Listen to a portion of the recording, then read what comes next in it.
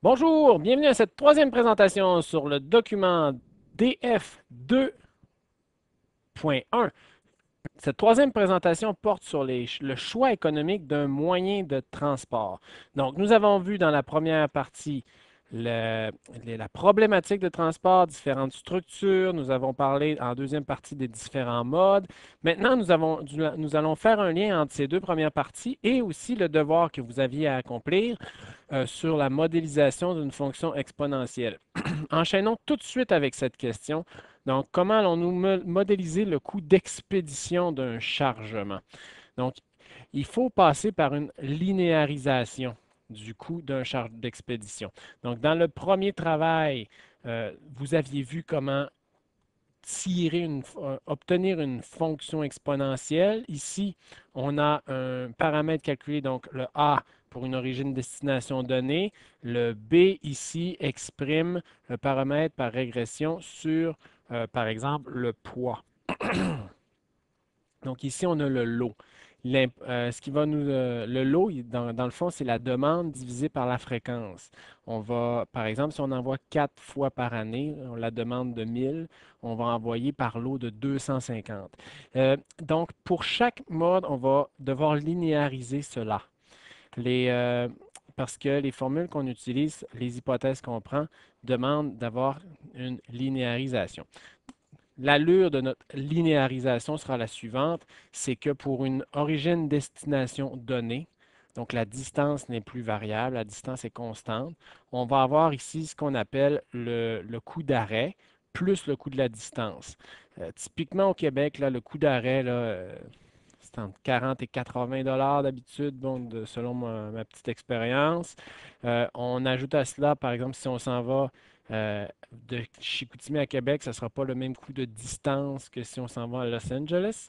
Donc, il va falloir trouver le coût de distance par une régression linéaire, ce qui va nous donner le coût fixe qui est là. Et on aura le coût variable, dépendamment de la taille. Donc, selon mon petit exemple, 250, 4 fois par année pour une demande de 1000. Le lot ne sera pas pareil que si on y va à chaque semaine, ce qui va être à peu près 20 livres comparé à 250 livres. Maintenant, vous me répondrez pourquoi est-ce on linéarise ce qu'on avait déjà obtenu par régression sur les logs. C'est que le truc, donc dans la pratique, s'il y a vraiment des économies d'échelle en transport routier, par exemple, sur le poids pour une origine-destination donnée, c'est qu'on va comparer deux modes routiers. Donc un mode avec des petits lots pour être vraiment précis, puis un mode avec des gros lots. On mettra des contraintes sur les quantités. Donc on reparlera de ce truc-là plus en détail, mais sachez que vous n'avez pas perdu votre temps en apprenant comment faire des régressions linéaires. Lorsqu'on fait la sélection d'un moyen de transport, on va s'intéresser à certains coûts. J'attire votre attention sur les deux plus importants selon les hypothèses qu'on va prendre pour faire l'atelier pour accomplir votre travail 3. Donc, le coût d'expédition. Donc, ce coût dépend de ce qui relève de qui relève la responsabilité du coût de toutes les étapes. Donc, chargement, livraison, assurance, surestarie, ça c'est en maritime, manutention à l'embarquement, transport, tout ça ici, ça doit être tenu en compte si c'est la responsabilité de l'expéditeur ou si l'expéditeur et le destinataire, c'est la même entreprise, donc vous êtes toujours, c'est toujours sous votre responsabilité.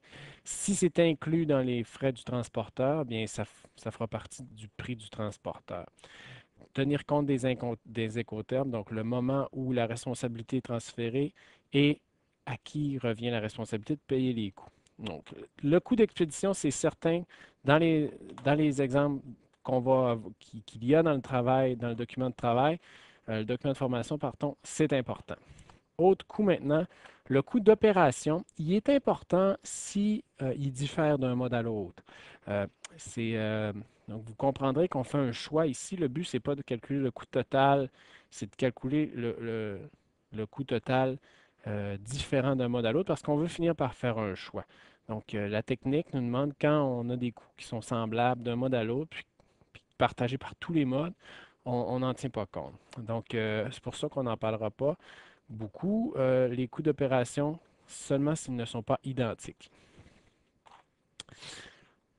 Autre coût fondamental en choix d'un moyen de transport, c'est le coût d'immobilisation. Il y a trois types de stocks qu'on va avoir, le stock à l'expédition, le stock en transit, le stock en destination.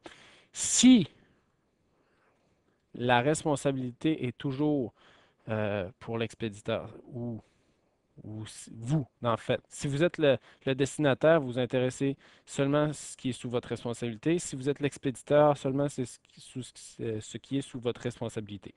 Donc, s'ils sont tous les deux sous le contrôle de l'entreprise. D'accord? Donc, il y en a trois et ça fait des belles questions d'examen. Cela. Donc, savoir quand est-ce que la responsabilité est transférée. Coût d'investissement, ça, c'est à plus long terme si on avait, par exemple, à payer des infrastructures spéciales pour un mode de transport considéré, euh, un quai, spécial à l'entrepôt, un chemin de fer, des infrastructures, un petit entrepôt spécial sur un port. Donc, tout ce qui demanderait des investissements, dans ce cas-là, il serait représenté sous forme d'immobilisation foncière, de loyer dans les investissements. Donc, petite récapitulation ici. Dans nos modèles, ce qui va être évident, c'est le coût d'expédition, coût d'immobilisation.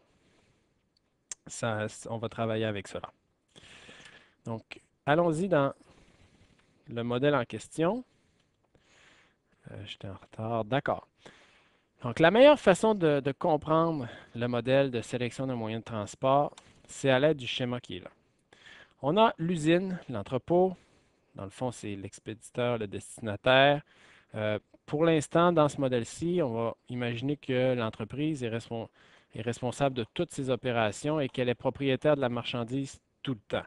Si les hypothèses changent, c'est les coûts d'immobilisation qui vont changer. Donc, on imagine donc qu'il y a un taux de production P ici. Donc, avant l'envoi, avant l'expédition, on doit accumuler suffisamment de stock. Et lorsqu'on envoie, pouf, tout ce stock est libéré et est en transit. Il y a ici le taux, c'est le délai de livraison. On observe aussi la demande, le taux de demande X, et ce qui nous donne un stock cyclique ici de Q sur 2. Donc le stock cyclique, c'est le stock moyen qu'on a euh, qui découle de nos décisions de lotissement. Si on avait un petit Q, donc des envois beaucoup plus fréquents, on aurait des plus petits triangles et le Q sur 2 serait plus petit. À l'inverse, en ayant un immense lot, on aurait un Q sur 2 plus grand. Donc, ce qui a une incidence directe sur les coûts d'immobilisation. Rappelez-vous, si vous êtes en juste à temps, c'est une philosophie qui demande d'avoir des très petits stocks. Donc, ça nous amènerait à envoyer beaucoup plus. Donc, on aurait beaucoup moins de stocks, mais beaucoup plus d'expéditions. Donc, Q, L, le cycle d'approvisionnement. Je vous invite à regarder, à réfléchir ici aux correspondances qu'on a. Donc, L, le cycle d'approvisionnement, c'est aussi un sur la fréquence. La fréquence, par exemple, 4 fois par année, ce qui nous donne L de un 25e d'année, qui est aussi Q sur la demande. Donc, notre lot sur le taux de demande, ça nous donne aussi une durée. Donc, durée du cycle d'approvisionnement. Regardons brièvement certaines équations. Commençons avec l'expédition. Eh bien, l'expédition, ce sera un coût fixe par expédition plus un coût variable qui dépend du poids. Donc, rappelez-vous la linéarisation qu'on a obtenue tantôt, c'est avec le coût variable. Donc, on fait simplement multiplier le coût variable par la demande totale. Et le nombre d'expéditions, la demande sur le lot, ça nous donne une fréquence. Donc, par le coût fixe, fois le coût fixe par expédition, ce qui donne le coût d'expédition. En fait, dans ce modèle, il y a deux gros types de coûts, le coût d'expédition et le coût de stockage. Dans le coût de stockage, il y a trois types de coûts. Un coût à l'expédition, un coût en transit et un coût à la destination. J'attire votre attention ici, on ne le voit pas très bien. Le H bar D, c'est que lorsqu'on ajoute de la valeur dans la marchandise, On est rendu à destination, on a déjà ajouté de la valeur. La valeur, c'est notamment le coût variable. Et on doit en tenir compte. Donc, le stock qu'on garde chez le destinataire a une valeur plus grande que lorsqu'il était encore euh, chez l'expéditeur. Donc, les morceaux encore, le coût fixe le coût fixe d'expédition fois la fréquence, le coût variable fois la demande totale, le coût de stockage qui est divisé en coût chez l'expéditeur, coût en transit et coût chez le destinataire. Si on change les hypothèses, si vous n'êtes plus propriétaire de la marchandise rendue au destinataire, vous ne tiendrez pas compte du coût du troisième morceau. Si la propriété cesse à la sortie de l'entrepôt, ben, on va enlever les deux derniers. Donc, c'est comme ça qu'on va manipuler les données pour faire un choix. L'exemple dans le volume est excellent. Je vous invite à simplement suivre l'exemple. Sur le site du cours, il y a aussi les modèles sur Excel. Vous pourrez rentrer les formules et voir comment ça se comporte. En terminant, j'attire votre attention. Ici, il n'y avait pas vraiment moyen de... Donc, c'est peut-être à tâtons qu'on obtenait les Q, donc la taille de l'eau. Il y a moyen d'obtenir une taille optimale de lotissement en utilisant ce qui ressemble à notre formule de quantité économique de commande. Donc, on a deux fois le coût fixe. Ici, on doit tenir compte de la valeur au destinataire, la valeur à l'expédition fois le taux de production fois la demande, sur le taux de production sur la demande. Donc, lorsque vous faites cela, vous devez donc linéariser vos coûts de transport et tenir compte des capacités aussi. On va pouvoir en reparler plus en classe, mais je pense que c'est une bonne introduction ici. Donc, à bientôt!